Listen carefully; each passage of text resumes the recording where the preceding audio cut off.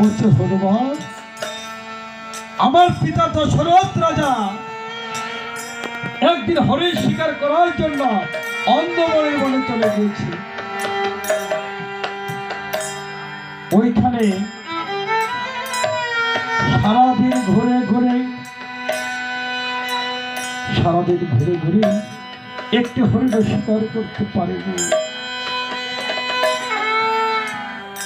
একটি হরিণও শিকার করতে পারেনি।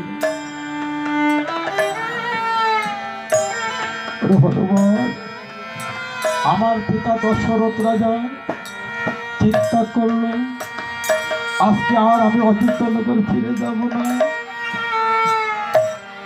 আমি এখানেই রাত্রটা অতিবাহিত করব। ঠিক তেমনই সময় সন্ধ্যা প্রায় হয়ে গেল। নদের কিনারায় জলের কোনো কোনো শব্দ শুনতে পায়। দশরথ রাজা ভাবল, হয়তো কোনো হরিণী সারাদিন তৃণলতা ভোজন করে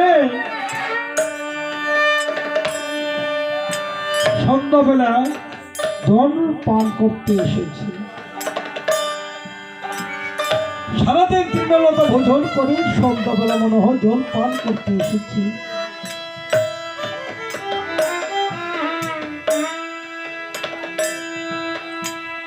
তখন দশরথ রাজা একটা শব্দ বেদিবার ধনুকে গ্রহণ করল। শব্দ বেদিবারের অর্থটা কি? যে মনটা শব্দের উপর নির্ভর করে মানা হয়, ওটার নামই হচ্ছে শব্দ বেদিবার।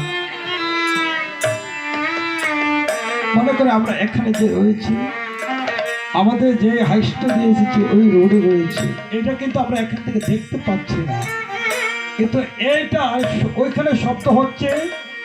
এই শব্দের উপর অনুমাপিক করে তিন তালে যেখানে শব্দটা হচ্ছে সেই জায়গায় তিনটা ব্যক্ত হবে।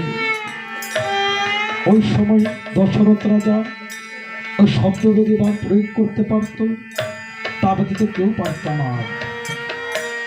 ওই দশরথ রাজা